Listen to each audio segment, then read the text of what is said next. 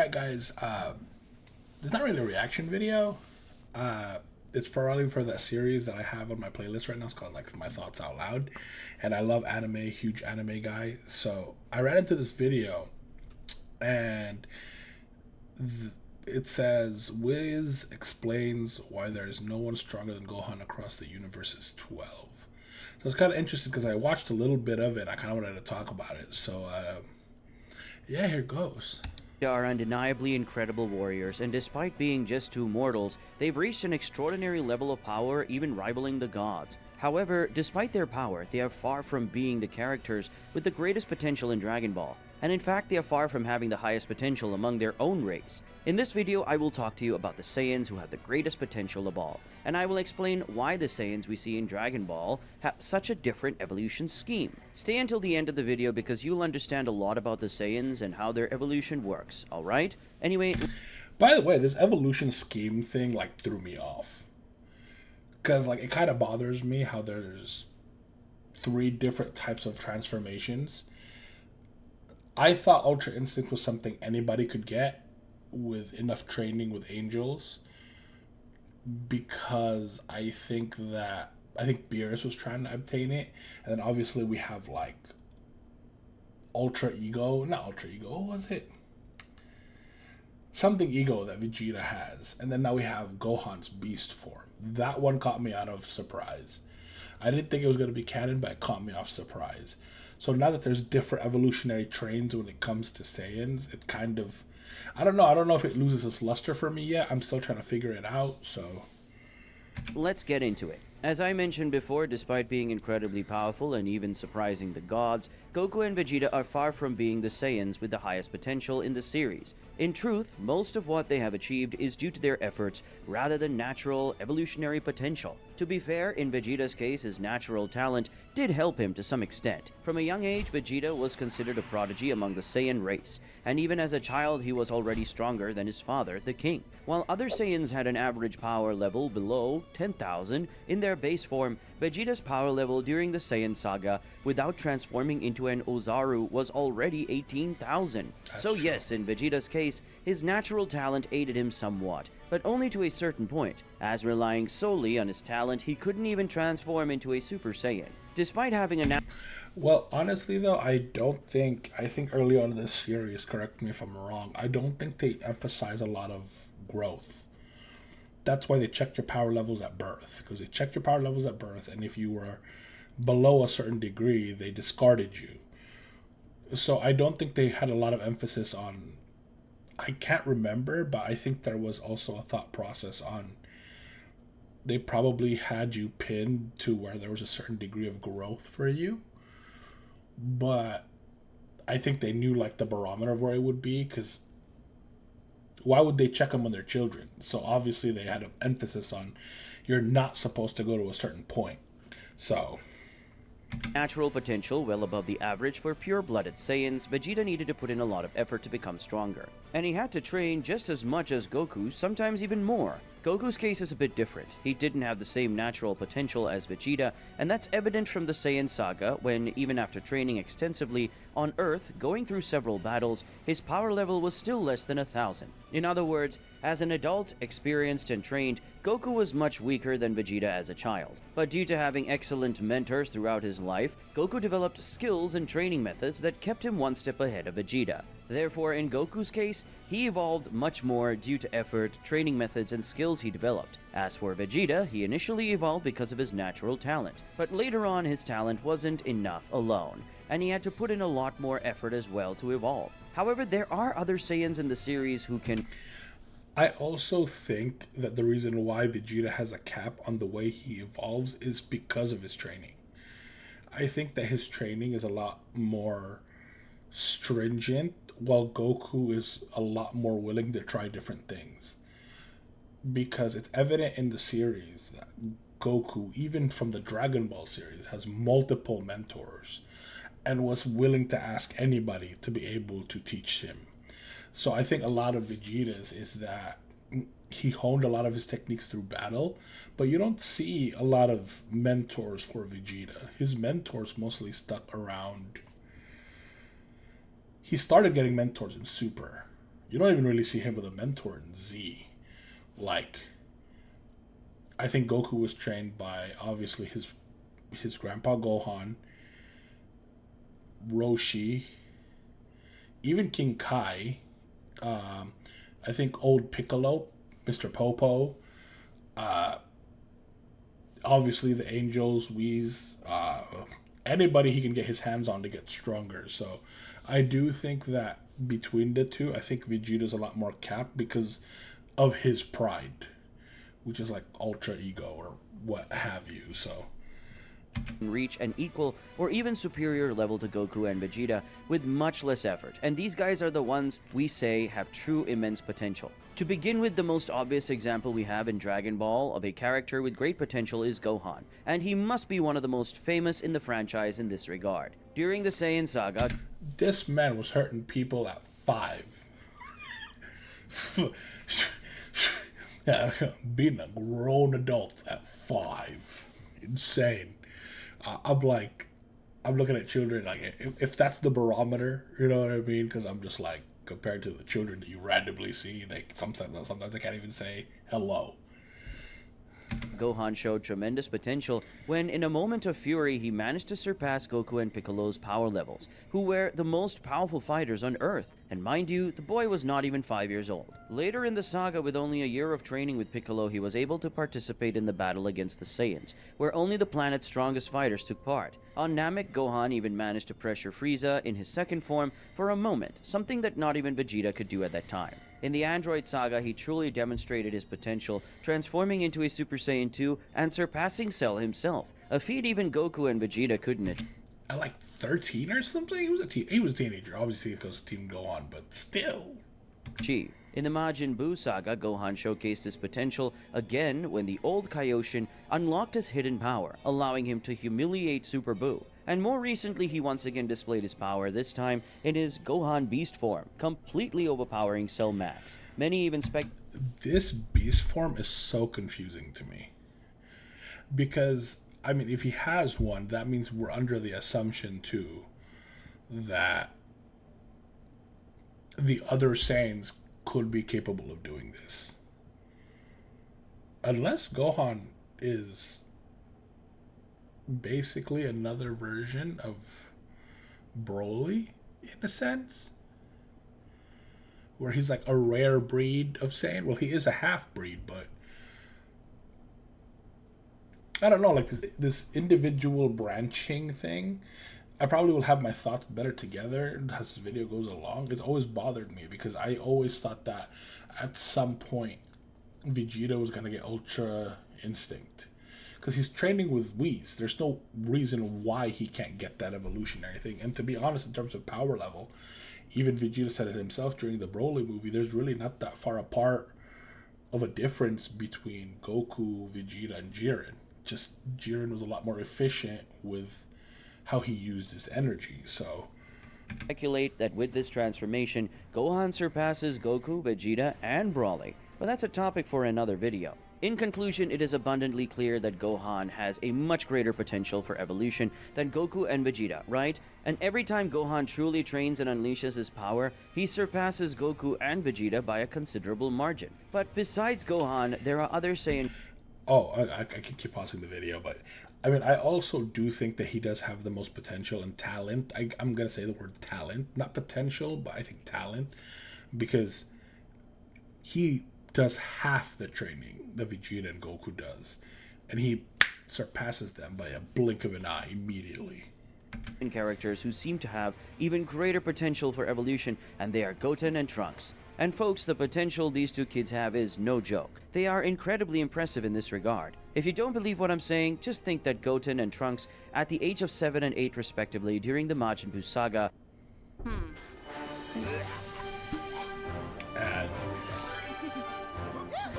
were already capable of transforming into Super Saiyans. Gohan only managed to transform into a Super Saiyan around the age of 10 or 11, and by that time, he had already undergone various training and battle. Meanwhile, Goten and Trunks learned to transform with little training and without even having a real fight. Together, Goten and Trunks gave a bad time for number 18 in combat, something that Goku, Vegeta, Piccolo, or Gohan couldn't even dream of doing in the beginning of the androids.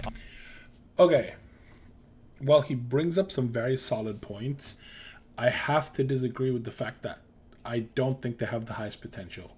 I do think that they are a product of the environment they're in because they're surrounded by a bunch of Super Saiyans.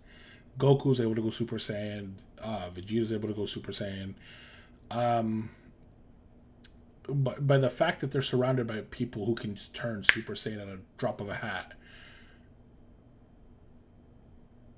I do think they're a product of their environment. But actually, now that I think about it, I don't think Goten ever saw them. Actually, no, yeah. Actually, I take that back. Actually, I think they turned Super Saiyan right. They turned Super Saiyan on their own. They just knew they could do it. Because Vegeta didn't even see it. Trunks went Super Saiyan, and neither does Goten, because Goku was technically dead when he was born, and I don't think Gohan ever went to Super Saiyan after that, I don't believe. Huh. Okay. Arc. Unfortunately, Goten and Trunks weren't as well explored in the franchise, and they became another case of characters with great potential who unfortunately didn't contribute much. Perhaps this is changing now, since they had some participation in Dragon Ball Super Superhero. Granted, their involvement in the film was more comedic than anything truly useful, but the fact that these characters are being involved in the plot in some way is a big step. And in the manga, they had a better part in that story, as they played a significant role in the events leading up to the film. Other characters with incredible potential far superior to Goku and Vegeta are the Saiyans from Universe 6, the trio Kaba, Kale, and Caulifla. Kaba is clearly younger than Vegeta, yet he already has the same power level as Vegeta in his base form during the tournament between Universe 6 and 7. Kaba was able to quickly transform into a Super Saiyan with a little encouragement from Vegeta, and not long after, in the Tournament of Power, he was transforming. I don't think they have better potential. I honestly don't think that. I just think they just was able to jump steps thanks to having a mentor. If Goku and Vegeta had someone who's able to turn Super Saiyan ahead of them and knew that this form was capable of happening and was able to guide them in the right direction, they would have been turning Super Saiyan a long time ago. But they were traversing new land, new scope. So I don't think these three Saiyans, I mean, other than Kale is the one that's a Super Saiyan Broly type character. I was like, either way, I don't think they have greater potential, maybe than other than her, the one that's like the Broly type character. But yeah, Into Super Saiyan 2. The exact time between the Tournament of Universe 6 and 7 and the Tournament of Power isn't precisely mentioned, but it's probably about a year or less, or at most 2 years. So while it took Kaba 2 years, 1 year, or maybe even less to go from Super Saiyan 1 to 2, Goku and Vegeta worked extremely hard for several years to achieve that transformation, including their training in the hyperbolic time chamber and part of the time skip between the Cell Saga and the Majin Buu Saga. yeah, I don't think that's a fair comparison. I genuinely don't think that's a fair comparison, but Caulifla seemed to have an even greater potential, which was natural than Kaba, as she also effortlessly transformed into a Super Saiyan and then quickly achieved Super Saiyan 2 as well. All of this happened in a maximum of 2 days, as she learned to become a Super Saiyan shortly before the tournament, and was already transforming into Super Saiyan 2 during the tournament. And Kale is beyond words. She is by far the Saiyan with the greatest potential in Universe 6, surpassing Kaba and Caulifla by a considerable margin. Another character with tremendous potential, well known to everyone, is Brawly. And folks, Brawly's potential is unbelievable. It's completely surreal. This guy never had a real fight in his life, nor did he have high-level training. this man just born different. Talent up the hoo-ha. Just, he was a born tank. I don't think anybody in any universe, unless they have like obviously erasing powers like Zeno, just would be able to match them one-on-one. Nevertheless, in just a few minutes of fighting, he went from being on par with Vegeta in his base form to surpassing Goku and Vegeta in Super Saiyan Blue. And after some time, he was even taking on Super Saiyan Gogeta and later Super Saiyan Blue Gogeta. Can you comprehend how insane that is? It's completely absurd. Anyway, Brawly's potential for evolution is monstrously huge. Now that I've talked a bit about the potential of each Saiyan character, I'm going to explain why these differences exist, alright? I'll talk about why Vegeta had much greater potential than Goku in their youth, why Goten, Trunks, and Gohan have so much more potential than Goku and Vegeta, why Broly has such monstrous power, and why the Saiyans from Universe 6 are more developed than the pure-blooded Saiyans from Universe 7. But before I explain all of this, I'm going to ask you to leave a like on this video and also subscribe to the channel if you haven't already. If you're still watching this video, it's because you're enjoying it, right? Now, it's only fair that you give it a like and help its reach on this platform. I already gave it a like. You guys should check out the video too. I'll put the description in the my video. So I mean, small channels like them deserve from all the work they could get. Alright, now that you've liked and subscribed, let's continue. First, I'll start by talking about Goku and Vegeta. Why was Vegeta so much stronger than Goku in their childhood? And why did that change in adulthood? Well, in Saiyan society, when babies are born, their latent power level is measured. This measurement of latent power is used to gauge how much the Saiyan will develop as a warrior. Normally, the higher a Saiyan's latent power is in childhood, the stronger they will be as an adult. See, I talked about this earlier, but yeah, he's going into greater detail about it. When a Saiyan is born with high latent power, they are deemed a high-class warrior, and they receive special training to develop all of their abilities. In Goku's case, he was a low-class Saiyan, who wouldn't receive any special treatment from his people. Meanwhile, Vegeta was a high-class Saiyan, considered a prodigy, and on top of that, he was the prince of the race. So from a young age, Vegeta was trained to develop his natural potential, while Goku, despite also training on Earth, didn't have his potential as well developed as Vegeta. That's why at the beginning of the Saiyan saga, Vegeta was so superior to Goku. However, later on, this advantage diminished because in reality, even though Vegeta had a higher latent power than Goku initially, his potential wasn't that much greater than Goku's. If that were the case, Vegeta would always be ahead of Goku, as he puts in as much effort as Goku in training, or perhaps even more. That's hard to say. I mean, that's hard to say because I'm like, if you look at athletes at the top of their game, right? I don't think that there are certain players that train more than other players. Maybe Kobe Bryant. Kobe Bryant was the only one I could think of. But like if you look at, for instance, right, LeBron James, Steph Curry, Anthony Edwards, like at the very apex of their game or the apex of their sport, I don't think that there's much of a difference at some point in terms of talent. Because all of them are extremely talented. All of them are extremely hardworking. All of them work hard at the same time. So the differences in terms of how to win a game, or I mean, fighting's a little different. But even in fighting, I think that experience really matters, and who trains you matters.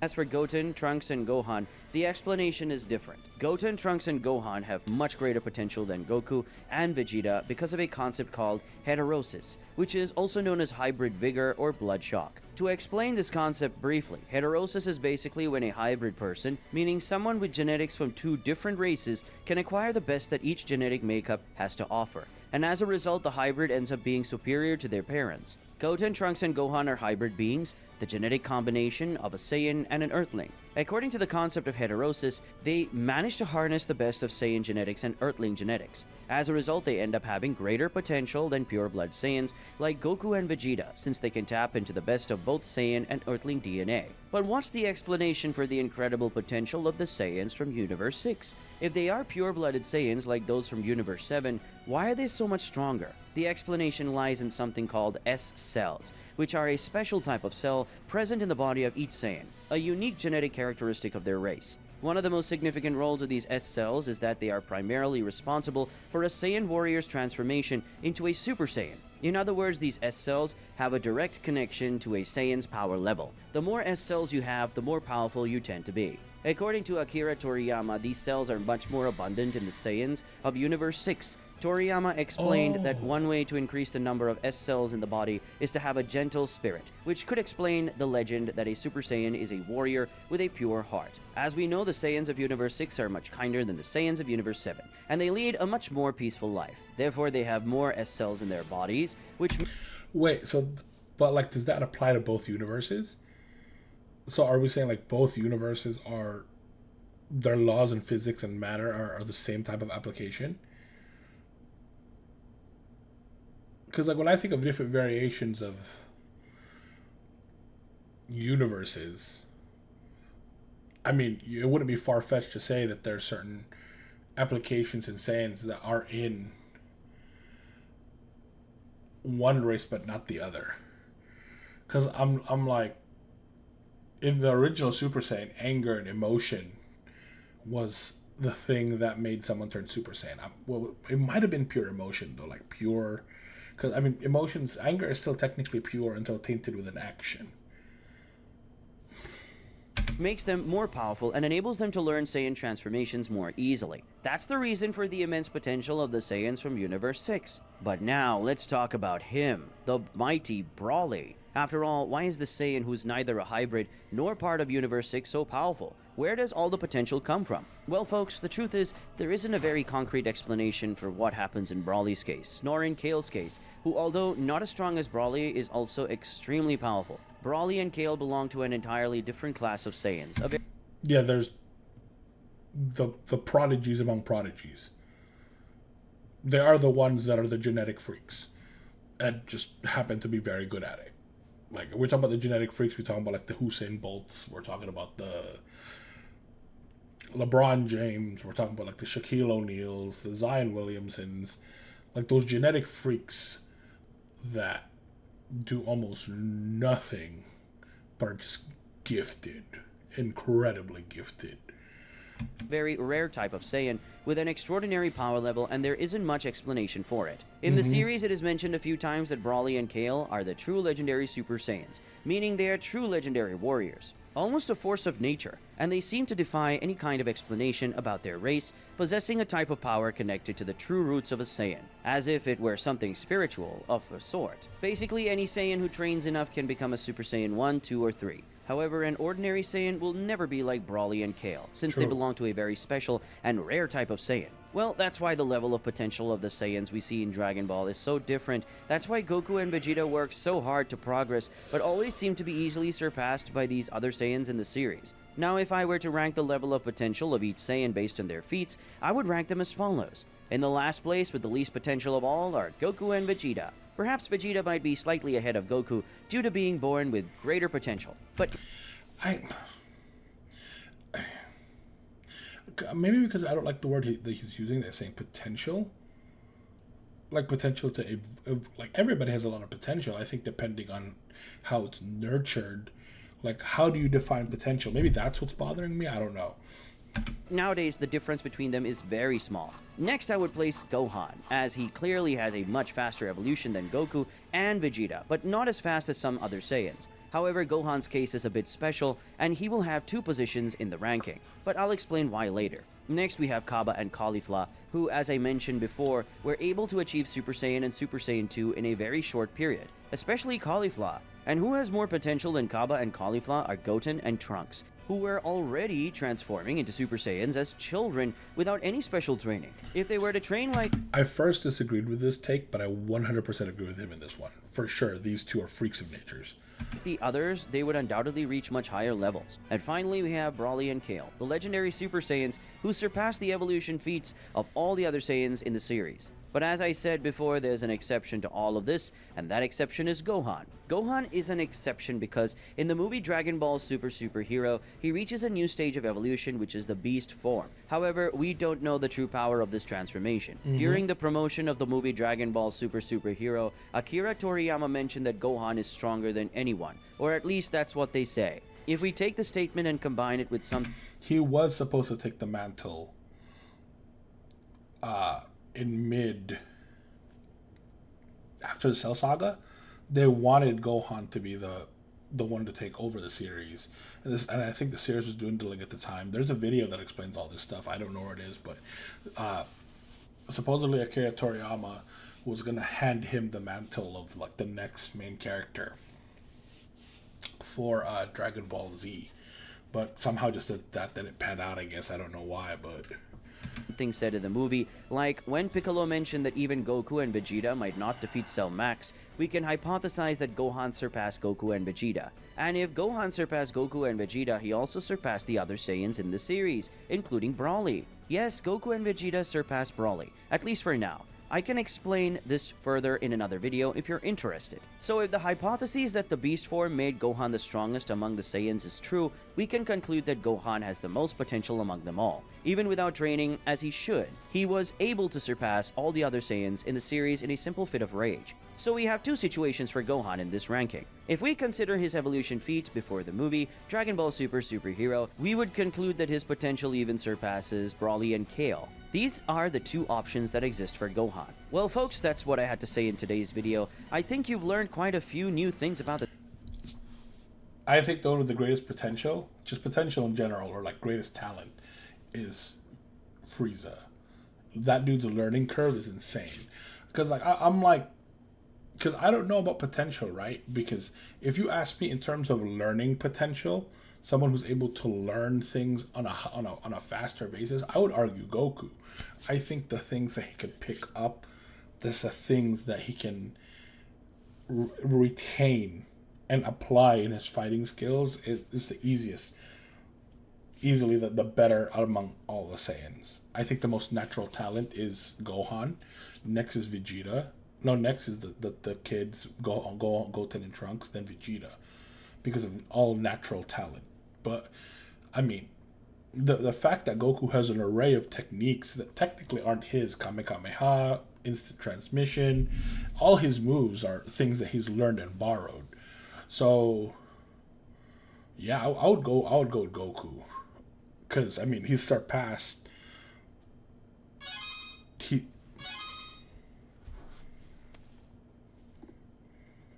Sorry, guys. He's constantly pushing the threshold in terms of Saiyans. Like, he went Super Saiyan 1. He, obviously, Goten found Super Saiyan... Gohan, pardon me, found Super Saiyan 2. Then Super Saiyan 3 was something that Goku achieved. And Super Saiyan 4 technically was something he achieved as well. And even Ultra Instinct was something that he was able to do that a god couldn't do. So that's just me. I do really like this video though. So his Planet Saiyan on YouTube, check him out. Yeah, so that's it, guys. Peace, love. And I like the video too.